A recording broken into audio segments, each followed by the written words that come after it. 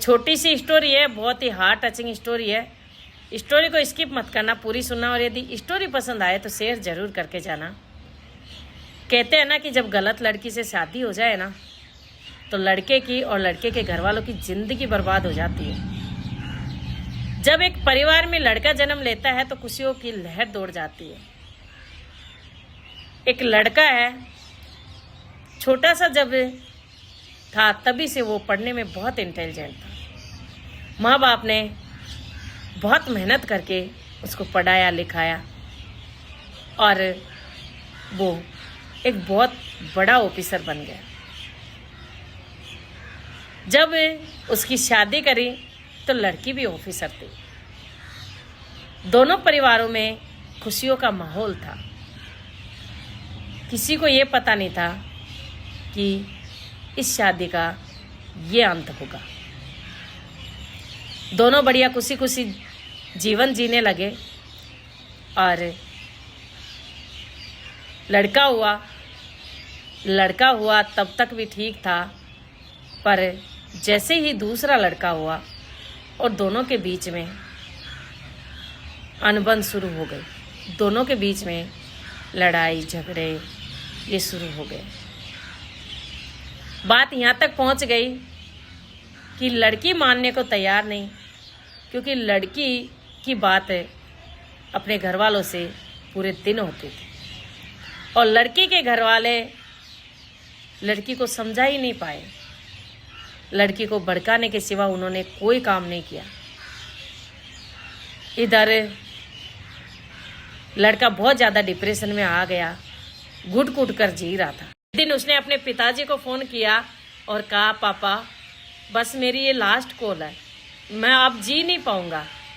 तभी पापा ने उसको समझाया और वो तुरंत गाड़ी में बैठ गए अपने बेटे के पास, क्योंकि एक माँ बाप के लिए ये शब्द बहुत कठिन होते हैं, मानो उनकी दुनिया ख़त्म सी लगती है। तभी वो अपने बेटे के पास रात को 12 बजे पहुँचे। एक कमरे में बहू सो रही और एक कमरे में बेटा सो रहा। बेटे के पास गया, बेटे से हाल चाल पूछे। बेटे ने वो सारी घटनाएं सुनाई जो उसके साथ बीती है। वो कितने दिनों से घुट घुट कर जी रहा है, जीने की इच्छा खत्म हो चुकी है।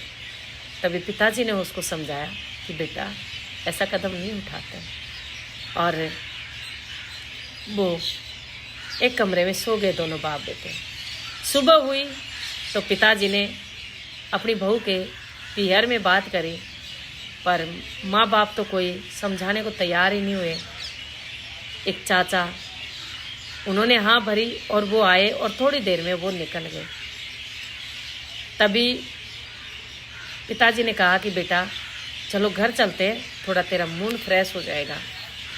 तभी बेटे ने कहा कि पापा मैं एक बार इससे और बात करना चाहता हूँ। तभी पिताजी ने कहा कि बेटा कर ले, कोई बात नहीं, मैं यहाँ पर बैठा हूँ।